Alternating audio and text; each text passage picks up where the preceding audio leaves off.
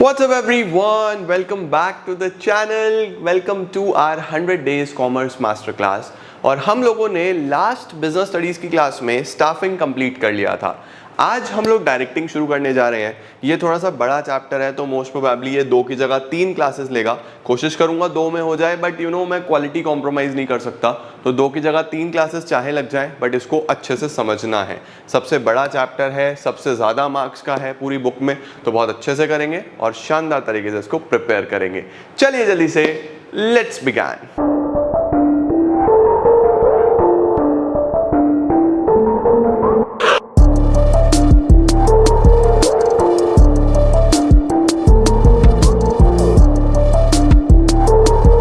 तो शुरू करते हैं गाइज। ये है हमारा 4th फंक्शन ऑफ मैनेजमेंट।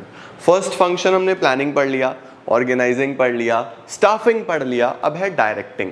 देखो, डायरेक्टिंग शब्द आप कई बार अपनी रियल लाइफ में भी यूज करते हो, जैसे मूवी के डायरेक्टर्स होते हैं। डायरेक्टर का काम क्या होता है? डायरेक्ट करना, गाइड करना, सबको बताना कि भैया क्या काम कैसे करना है। वही काम एक मैनेजर करता है जब एक ऑर्गेनाइजेशन में वो डायरेक्टिंग करता है। तो जब एक मैनेजर एक ऑर्गेनाइजेशन में डायरेक्टिंग करता है तो उसका काम क्या होता है? एक्शन शुरू करवाना। प्लानिंग में प्लान हो गया, ऑर्गेनाइजिंग में डिपार्टमेंट्स बन गए, स्टाफिंग में लोग आ गए, अभी भैया पिक्चर शुरू करो, काम शुरू करो। तो डायरेक्टिंग में एक मैनेजर इंस्पायर करता है, सुपरवाइज करता है, गाइड करता है, मोटिवेट करता है, लीड करता है हर तरीके से अपने सबऑर्डिनेट्स को, हर तरीके से अपने स्टाफ को, कि आप काम किस तरीके से करोगे और इस तरीके से करना है, तभी तो गोल्स अचीव होंगे। समझे? तो यही डायरेक्टिंग है। क्या है directing? It is concerned with instructing, guiding, inspiring, motivating the employees in the organisation so that their efforts, यानी जो वो काम करेंगे, results in achievement of organisational goals, हमारे गोल्स अच्छे से अचीव हो पाए। चलो, अगला क्या क्या कैरेक्टरिस्टिक्स होते हैं डायरेक्टिंग के? कैरेक्टरिस्टिक्स आपको पता होने चाहिए, बहुत सिंपल से हैं, सारे मैनेजमेंट के कैरेक्टरिस्टिक्स से मिलते जुलते हैं। सबसे पहला है डायरेक्टिंग इनिशिएट्स एक्शन। ये मैंने आपको बता ही दिया, लाइट्स कैमरा एक्शन, असली काम यहीं शुरू होता है। ये पहला फंक्शन है जिससे काम स्टार्ट होता है। अभी तक हम सब सोच रहे थे यार, डिपार्टमेंट्स बना रहे थे, लोगों को ला रहे थे, काम तो यहीं से शुरू होगा। Other functions prepare a base for setting up of action, that is how action has to be carried on. ठीक है, लेकिन डायरेक्टिंग इनिशिएट्स द एक्शन। दूसरा, it is a continuing function. आप कॉन्टिन्यूअस फंक्शन भी लिख सकते हो। डायरेक्टिंग एक कॉन्टिन्यूअस फंक्शन है, कभी भी रुकेगा नहीं क्योंकि काम चलता रहेगा। तो डायरेक्टिंग की भी जरूरत पड़ेगी, सुपरवाइजर भी चाहिए, इंस्पायर करने वाला भी चाहिए, मोटिवेट करने वाला भी चाहिए। मैनेजमेंट ही कॉन्टिन्यूअस है तो डायरेक्टिंग भी कॉन्टिन्यूअस फंक्शन है, चलता रहता है चलता रहता है। A manager has to continuously guide, supervise and motivate his subordinates. Directing takes place at every level. बच्चों, हर लेवल पे, टॉप लेवल हो, मिडिल लेवल हो, लोअर लेवल हो, हर लेवल पे क्या एक सुपीरियर होगा और बाकी सबऑर्डिनेट्स होंगे। स्पैन ऑफ मैनेजमेंट होगा एक सुपीरियर का। तो हर लेवल पे उसको डायरेक्ट करना है, उसको गाइड करना है, उसको मोटिवेट करना है, उसको इंस्पायर करना है, उसको लीड करना है। हर लेवल पे लोगों को बताना है कि काम करो ताकि ऑर्गेनाइजेशनल गोल अचीव हो पाए। तो डायरेक्टिंग एक परवेसिव फंक्शन है। परवेसिव का मतलब it is perform by managers at all the levels. उसके बाद directing flows from top to bottom. Directions हमेशा ऊपर वाला देगा नीचे वाले को, तो डायरेक्टिंग फ्लो करता है top to bottom. Performance oriented, directing एक परफॉर्मेंस ओरिएंटेड फंक्शन है, यानी इसका टारगेट, इसका फोकस सिर्फ और सिर्फ परफॉर्मेंस पे होता है। गोल अचीव होना चाहिए, परफॉर्मेंस अच्छी होनी चाहिए, परफेक्शन से काम होना चाहिए। It is a performance oriented function. Main motive is bringing efficiency in the performance. Next, directing के अंदर सबसे ज्यादा ह्यूमन एलिमेंट होता है।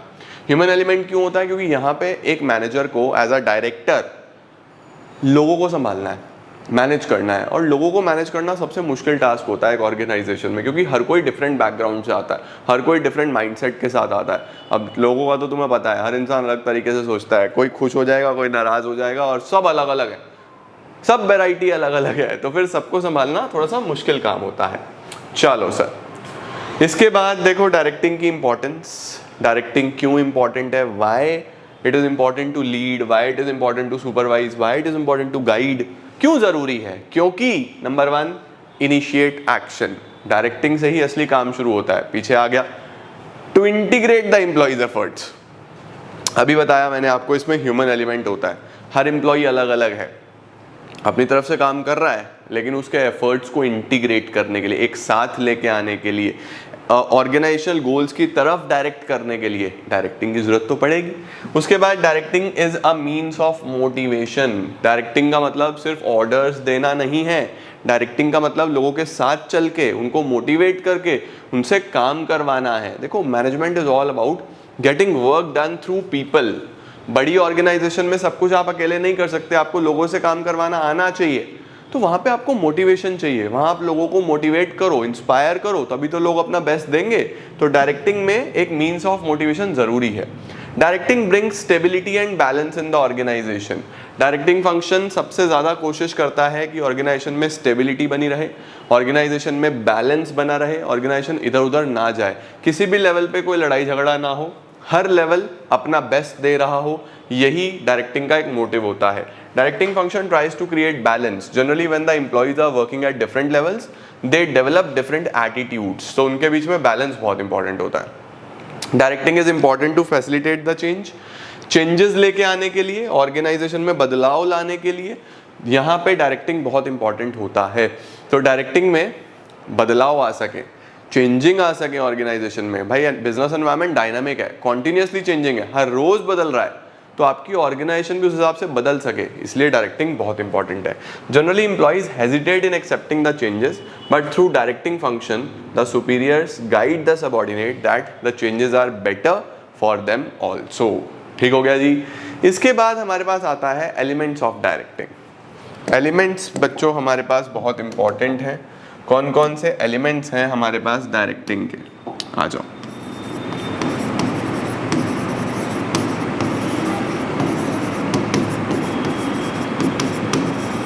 चार एलिमेंट्स होते हैं। सबसे पहला सुपरविजन, दूसरा मोटिवेशन, तीसरा लीडरशिप, चौथा कम्युनिकेशन। तो हमारे पास बच्चों डायरेक्टिंग में चार एलिमेंट्स होते हैं। Number 1 is supervision, number 2 is motivation, number 3 is leadership and number 4 is communication. जब एक मैनेजर डायरेक्ट करता है तो वो चारों एलिमेंट्स को यूज करता है। सुपरविजन का मतलब क्या होता है बच्चों? सुपरविजन का आपके सिलेबस में सिर्फ मीनिंग है, आपको बस मीनिंग पढ़ना है। सुपरविजन दो शब्दों से मिलके बना है, सुपर प्लस विजन। तो सुपर प्लस विजन, सुपर का मतलब ओवर एंड अबव, और विजन का मतलब टू टेक केयर। तो जब हम, यानी एक मैनेजर ओवर एंड अबव, ऊपर से, देखो सबऑर्डिनेट उसके नीचे है, सुपीरियर ऊपर है, तो जब एक सुपीरियर ऊपर से अपने सारे सबऑर्डिनेट्स का ध्यान रखता है कि वो ठीक से काम कर रहे हैं या नहीं कर रहे हैं, उनके एफर्ट्स को ओवरसी करता है, चेक करता है कि ठीक से काम चल रहा है या नहीं चल रहा है, कोई गलती तो नहीं हो रही, गलती हो रही तो उसको ठीक कर लेते हैं इमीडिएटली, इसी को हम सुपरविजन बोलते हैं। तो व्हाट इज सुपरविजन? सुपरविजन का क्या मतलब होगा सर? सुपरविजन इज, अरे ये वाली पीपीटी नहीं चाहिए, इंपॉर्टेंट क्वेश्चन अभी रात को 8 बजे कराएंगे, हमें चाहिए ये। सुपरविजन क्या है? इंस्ट्रक्ट करना, गाइड करना, मॉनिटर करना, ऑब्जर्व करना। मॉनिटर समझ गए, चेक करना, ऑब्जर्व समझ गए, देखना एम्प्लॉइज को जब वो काम कर रहे हैं। The word supervision is a combination of two words, super and vision, ठीक है, जिसमें super means over and above and vision means check करना। so supervision means seeing the activities of the employees को अच्छे से चेक करना कि ठीक से काम हो रहा है या नहीं हो रहा है। दूसरा एलिमेंट कौन सा आ जाता है बच्चों? मोटिवेशन, बहुत इंपॉर्टेंट। सबको चाहिए मोटिवेशन। आपको कई दिन आपके ऐसे होते होंगे कि यार अरे वाह क्या हाईली मोटिवेटेड, कई दिन होते होंगे कि नहीं यार आज तो कुछ करने का मन ही नहीं है। तो मोटिवेशन क्या होता है? विल टू वर्क, इच्छा। कभी कभी मन करता है कि यार जीवन में कुछ अच्छा करेंगे, कुछ बड़ा करेंगे, कभी कभी ऐसा लगता है क्या यार क्या ही जीवन है। तो मोटिवेशन एक टेम्परेरी फिनोमिना है। मोटिवेशन कभी होगा कभी नहीं होगा, कभी भी मोटिवेशन परमानेंट नहीं हो सकता, किसी को नहीं हो सकता। मोटिवेशनल स्पीकर्स भी डीमोटिवेट हो जाते हैं समटाइम्स। तो मोटिवेशन क्या है? एक टेम्परेरी फिनोमिना है, बट ये विल से आता है, इच्छा से आता है, ठीक है। अब इंसान मोटिवेट किस चीज से होता है? अपनी नीड से। सपोज आपके पास आपको एक्टिवा लेना है या बाइक लेना है और आप अपने पेरेंट्स को बोल रहे हैं मुझे एक्टिवा लेके दो ना, मुझे बाइक लेके दो ना, तो आपके पेरेंट्स बोलेंगे बेटा पढ़, जब तेरे नंबर आएंगे ना तो पक्का लेके देंगे। तो बच्चे पढ़ने लगेंगे। क्यों? क्योंकि उनको ऐसा लग रहा है कि यार हमारी नीड है, वो नंबर आएंगे तो वो चीज़ मिलेगी। तो आप किसी भी चीज़ को लेके मोटिवेट हो सकते हो as per your needs, and once your needs are satisfied, उसके बाद आप उस चीज़ के लिए मोटिवेट नहीं होते हो। जब एक्टिव आ जाएगा फिर आप शायद गाड़ी के लिए मोटिवेट होगे, राइट? तो मोटिवेशन, विल टू वर्क जो है वो किसी ना किसी गोल के लिए होता है। क्या है? Motivation can be defined as stimulating. Stimulating का मतलब पुश करना, अंदर से जज्बा जगाना। इंस्पायरिंग, इंस्पायर करना। इंड्यूस करना एम्प्लॉइज को to perform to their best capacity, कि वो अपनी बेस्ट कैपेसिटी में काम कर पाए। 3 टर्म्स है बच्चों। मोटिव, मोटिव का मतलब हो सकता है कि भैया क्या गोल है मेरा, किसको लेके मैं मोटिवेट हो रहा हूं, है ना, मोटिव। मोटिवेशन, मोटिवेशन पूरा प्रोसेस है जिससे आप लोगों को इंस्पायर करते हो कि वो अपना बेस्ट परफॉर्म कर सके। मोटिवेटर, मोटिवेटर क्या है? मोटिवेटर वो चीजें हैं, वो इंसेंटिव है या वो टेक्निक्स हैं जो यूज करी जाती हैं आपको मोटिवेट करने के लिए। फॉर एग्जांपल आपको ऑर्गेनाइजेशन में बोला गया अच्छा काम करोगे तो बोनस मिलेगा, तो बोनस एक मोटिवेटर हो गया आपके लिए, है ना। तो जरूरी नहीं है कि मोटिवेटर कोई इंसान हो, मोटिवेटर इंसेंटिव्स भी होते हैं, मोटिवेटर वो चीजें भी होती हैं जो आपको इंस्पायर करती हैं, राइट। लो जल्दी से स्क्रीनशॉट, फिर आगे चलते हैं। डन हो गया। इसके बाद आ रहा है फीचर्स ऑफ मोटिवेशन। मोटिवेशन के क्या क्या फीचर्स हैं ये कई बार पूछ लेता है। मोटिवेशन एक साइकोलॉजिकल फिनोमिना है। साइकोलॉजिकल का मतलब इट इज ऑल हेयर, दिमाग में है जो है, कभी सामने आपको दिखेगा नहीं, फिजिकली आप नहीं ढूंढ सकते मोटिवेशन को। मोटिवेशन एक साइकोलॉजिकल फिनोमिना है। मोटिवेशन प्रोड्यूसेस गोल डायरेक्टेड बिहेवियर।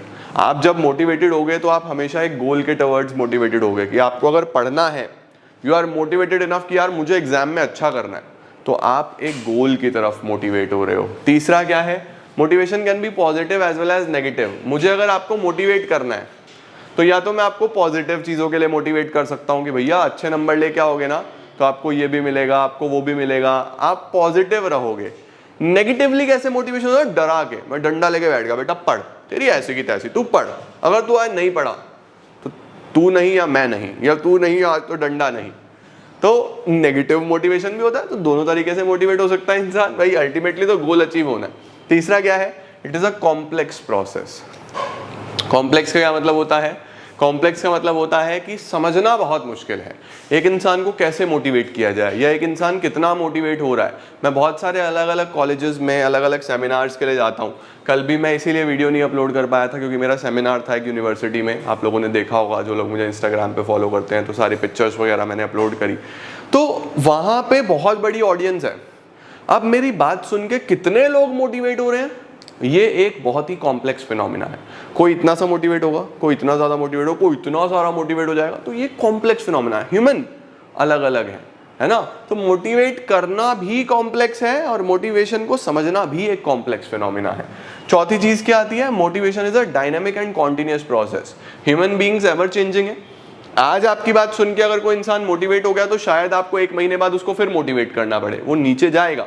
तो 5 चीजें होती हैं बच्चों। साइकोलॉजिकल है, यानी कि इंटरनल फीलिंग है। गोल डायरेक्टेड बिहेवियर बनाता है, यानी लोग अपने गोल की तरफ आगे बढ़ते हैं अगर वो मोटिवेटेड होते हैं। पॉजिटिव भी हो सकता है, नेगेटिव भी हो सकता है, अभी मैंने आपको बता दिया। कॉम्प्लेक्स है, यानी डिफिकल्ट टू अंडरस्टैंड है। और डायनामिक है, बार बार चेंज हो रहा है। अब हमारे पास आ रहा है मोटिवेशन में Maslow's need hierarchy theory. Sir ये मैस्लोज नीड हायरार्की थ्योरी क्या होती है? बच्चों मैस्लो जो है उनका फुल नेम है professor Abraham Maslow. Abraham Maslow एक बहुत बड़े साइकोलॉजिस्ट रहे हैं जिन्होंने मोटिवेशन के ऊपर बहुत सारी थ्योरीज दी हैं, और उनकी एक थ्योरी हम यहाँ पे पढ़ने वाले हैं। यहाँ पे मैस्लो ने ये बोला कि इंसान मोटिवेट होता है अपनी नीड्स को लेके। नीड्स मतलब ज़रूरतों को लेके। आपको जिस चीज़ की ज़रूरत है, देखो अगर एक बहुत ही गरीब इंसान है जिसकी बेसिक नीड्स भी पूरी नहीं हो रही, तो वो काम क्यों करता है? काम के लिए मोटिवेट क्यों होता है? क्योंकि उसको रोटी चाहिए, कपड़ा चाहिए, मकान चाहिए, उसको अपने बच्चों का भरण पोषण करना है। तो आप हमेशा अपनी नीड्स के लिए मोटिवेट होते हो। और मैस्लो ने उन नीड्स को एक हायरार्किकल ऑर्डर में डाला है कि पहले ये होता है, इंसान की जब ये नीड पूरी हो जाती है फिर वो थोड़ा ऊपर चला जाता है, ये पूरी हो जाती है फिर थोड़ा और ऊपर चला जाता है, फिर थोड़ा और ऊपर चला जाता है, और फिर लास्ट उसकी 5वीं नीड होती है। तो मैस्लो ने 5 नीड्स बताई हैं, वो सब हम यहाँ पे पढ़ने वाले हैं, ठीक है। तो देखो क्या है, the needs and desire is a very important element in motivation, ऐसा मैस्लो का कहना है, ठीक है। अब नीड्स कितनी बताई मैस्लो ने?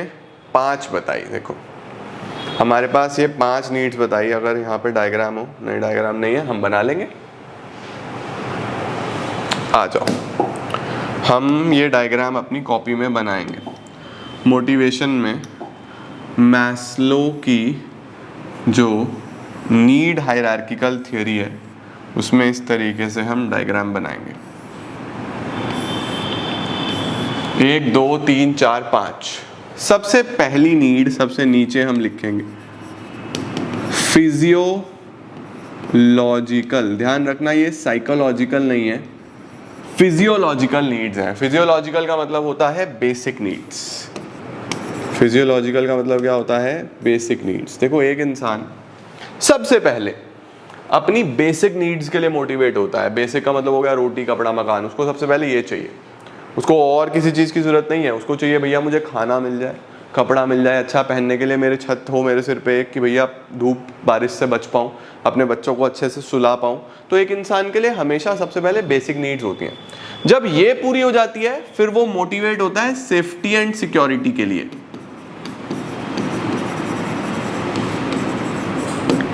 सेफ्टी एंड सिक्योरिटी क्या होता है बच्चों? कि सपोज एक इंसान अब ठीक ठाक कमा रहा है, उसकी बेसिक नीड्स पूरी हो गई, फिर वो चाहता है कि मेरा फ्यूचर सिक्योर हो जाए। मैं कल को अगर काम नहीं भी कर पाऊँ, मुझे कोई बीमारी हो जाए या मुझे कोई चोट लग जाए, कोई इंजरी हो जाए, कुछ प्रॉब्लम हो जाए, तो एटलीस्ट फ्यूचर सिक्योर हो मेरे बच्चों का। तो इंश्योरेंस सेफ्टी एंड सिक्योरिटी में आ जाता है। जॉब सिक्योरिटी, जैसे कोविड में बहुत सारे लोगों की जॉब्स गई तो जॉब सिक्योरिटी नहीं थी, लोग सरकारी नौकरियां क्यों ढूंढते हैं? जॉब सिक्योरिटी है, चेंज नहीं होता वहां पे। एक बार आपको जॉब मिल गई तो अब सिक्योर है आपकी लाइफ, इसीलिए लोग सरकारी नौकरी में भागते हैं। तो सबसे पहली नीड होती है फिजियोलॉजिकल यानी बेसिक नीड्स। ये पूरी हो गई तो लोग भागते हैं सेफ्टी एंड सिक्योरिटी की तरफ कि अब मुझे ये चाहिए। सेफ्टी सिक्योरिटी एक बार आपकी पूरी हो गई फिर लोग क्या ढूंढते हैं? फिर लोग ढूंढते हैं बिलोंगिंगनेस। बिलोंगिंगनेस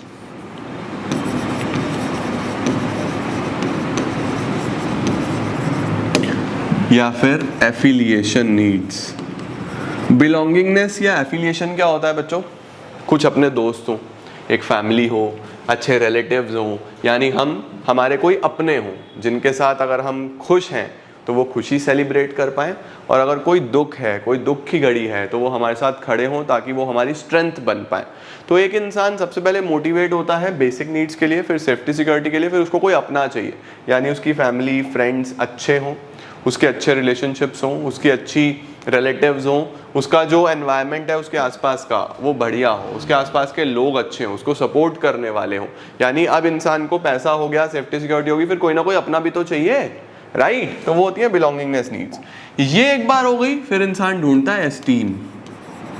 एस्टीम का मतलब होता है रिस्पेक्ट, उसकी सोसाइटी में इज्जत हो, है ना? आप देखोगे बहुत सारे लोगों के पास जिनके पास ऑलरेडी पैसा है तो वो पैसे से मोटिवेट नहीं होंगे, उनको चाहिए एस्टीम। एस्टीम का क्या मतलब होता है? एस्टीम का मतलब होता है कि उनको चाहिए इज्जत, कि वो घर से बाहर निकले तो 2-4 लोगों से बातचीत हो, नमस्ते हो जाए, अच्छे तरीके से बोलचाल हो जाए, उनको रिस्पेक्ट मिल रही है, हाय हेलो हो रहा है, तो सोसाइटी में इज्जत है। इज्जत किससे आती है? पोजीशन से। तो यहाँ पे लोग पोजीशन ढूंढ रहे होते हैं कि मेरी ऑर्गेनाइजेशन में मेरी टॉप लेवल पोजीशन हो, मेरी वैल्यू हो, है ना? तो ये होती है एस्टीम नीड्स। वंस ये भी फुलफिल्ड हो गई तो फिर मैस्लो ने बोला इंसान जाता है अपनी आखिरी नीड पे, जो कि होती है self actualisation. Self actualisation. Actualisation का मतलब होता है reaching the goal of your life, reaching the aim of your life. खुद को समझना, अंडरस्टैंड करना और अपना गोल पे पहुंच जाना। अपने गोल पे पहुंच जाना मतलब ये चीज़ कि ये मेरी लाइफ का मेन एम था, ये मेरी लाइफ का मेन गोल था और मैंने ये अचीव कर लिया है। Yes, now I am happy कि मेरी लाइफ में मैंने ये चीज़ें अचीव कर ली हैं। उसको क्या बोलते हैं? Self actualisation. कि ये चीज़ ठीक है यार, मेरा लाइफ का मोटिव ये था, मुझे मिल गया और मैंने अचीव कर लिया। सेल्फ फुलफिल्ड फील करता है इंसान यहाँ पे कि हाँ यार मैंने अपने जीवन में कुछ कमाया है, कुछ किया है। तो इस तरीके से मैस्लो की नीड्स चलती हैं। यहाँ से इस तरीके से नीड्स चलेंगी। सबसे पहली नीड कौन सी होगी? बेसिक नीड्स, फिर सेफ्टी सिक्योरिटी, फिर बिलोंगिंगनेस, फिर एस्टीम और फिर सेल्फ एक्चुअलाइजेशन। तो मैस्लो ने बोला इंसान इसी ऑर्डर में मोटिवेट होता है। ठीक है, लो जल्दी से इसका स्क्रीनशॉट, फिर मैं आपको पढ़वा देता हूं एक बार। आओ बच्चों, सबसे पहली फिजियोलॉजिकल नीड्स, इनका भी स्क्रीनशॉट ले लो फिर पढ़ते हैं। फिजियोलॉजिकल नीड्स कौन सी होती हैं? जो बेसिक सर्वाइवल और मेंटेनेंस के लिए चाहिए, फूड, शेल्टर, क्लोथिंग, तो इंसान सबसे पहले इनके लिए मोटिवेट होता है। दूसरी होती है safety and security. Safety and security का मतलब इंसान अपने फ्यूचर के बारे में सोच रहा है, वो सिक्योर्ड फ्यूचर चाहता है। उसके अंदर उसको फिजिकल सेफ्टी चाहिए, यानी कि वो बीमारी से बच सके, एक्सीडेंट से बच सके, फायर से बच सके, इंश्योरेंस कराते हैं लोग। इकोनॉमिक सेफ्टी चाहिए, यानी उसके पास इतना पैसा हो कि कल को उसको प्रॉब्लम ना आए किसी भी तरीके की, ठीक है, ये हो गई। फिर इंसान ढूंढता है affiliation, belonging needs. Belonging needs में उसको क्या चाहिए? फिर उसको चाहिए कि भैया टीम वर्क हो, यानी उसकी एक अच्छी टीम हो, formal and informal get togethers हों, सोशल गैदरिंग्स हों, सोशल रिलेशनशिप्स हों, उसके आसपास अच्छे लोग हों, अच्छी फैमिली फ्रेंड्स हों, इसके लिए मोटिवेट होता है। उसके बाद इंसान मोटिवेट होता है एस्टीम के लिए। एस्टीम का मतलब क्या होता है कि भैया हमें चाहिए इज्जत, हमें चाहिए वैल्यू, नॉन मॉनेटरी इंसेंटिव चाहिए, पैसा नहीं है, पैसा बहुत है, हमें चाहिए रिस्पेक्ट, हमें चाहिए डिग्निटी, हमें चाहिए स्टेटस, एस्टीम नीड्स, ये हो गया। फिर क्या होता है? Self actualisation. सेल्फ एक्चुअलाइजेशन का मतलब कि उसको समझ में आ गया कि भैया बस मैं बन चुका हूँ जो मैं बनना चाहता था, मेरी ग्रोथ हो चुकी है, सेल्फ फुलफिलमेंट आ गया, अचीवमेंट आ गया, अब मैं खुश हूँ, है ना। तो ये होती है हमारे पास सेल्फ एक्चुअलाइजेशन नीड्स। ले लो बच्चों इसका भी स्क्रीनशॉट। आई होप आपको मैस्लो की नीड्स सारी समझ में आ गई होंगी। देन वी हैव मैस्लो ने नीड्स समझाने से पहले कुछ कुछ अजम्पशंस लिए हैं। क्या अजम्पशंस लिए हैं? कि लोगों का जो बिहेवियर है वो उनकी नीड्स पे डिपेंड करता है, और वो अगर नीड्स फुलफिल होती रहेंगी तो इंसान मोटिवेटेड रहेगा। दूसरा, एक सेटिस्फाइड नीड आपको दोबारा मोटिवेट नहीं करती है, यानी once your need is satisfied, अगर मैं एक्टिवा लेने के लिए मोटिवेटेड था, एक बार आ गई तो फिर मैं एक्टिवा लेने के लिए मोटिवेटेड नहीं होऊंगा, क्योंकि मैं वो चीज़ कर चुका हूँ। तीसरा, नीड्स एक हायरार्की फॉलो करती है जो फिजियोलॉजिकल से शुरू होती है, हायरार्की मतलब ऑर्डर फॉलो करती है।